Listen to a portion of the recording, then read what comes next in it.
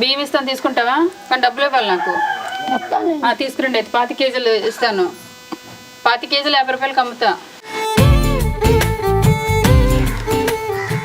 అంత రూపాయలు డబ్బులు తెస్తానా?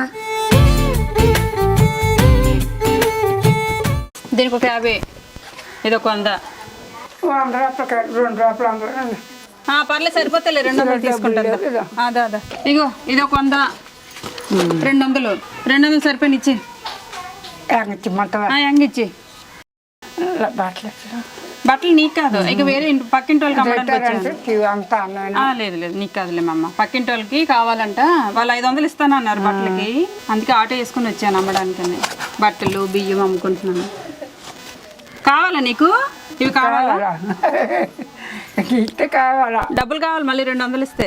200 బట్టలకి. మాకెందుకో నాకు కట్టుకొని నాకొద్దు. డబ్బులు అనగానే మాకెందుకంట. ఇక ఉందా? మాకెందుకే? ఆ రేటుకి తగ్గ ఉందా లేదో చూసుకుంటున్నట్టుంది. నీకు పనికి వస్తాడు కుట్టించుకోనికే.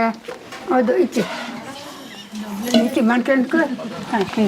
నాకా ఇంకో 200. 200 మా మాకు వద్దాం. కుట్టించుకో మాకు ఆట మాకు ఆటము ముసలిదాం. నాకెందుకు? అదే పైట్లో ఏదో ఆగొట్లతోనే ఉంటుంది. సరే అయితే వెళ్ళిపోతుంది. ఉంచు మా అమ్మ టెన్షన్ పడిపోతుంది.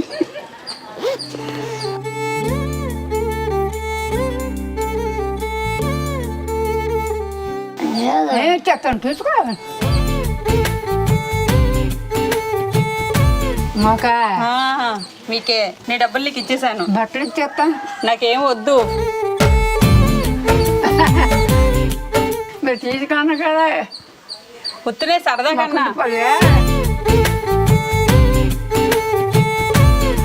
ఇవేవి డబ్బులు నాకు వద్దు, ఫ్రీగానే తీసుకోండి సరేనా? సరదాగా అన్నాను నేను. కడుపు నిండా అన్నం తినండి.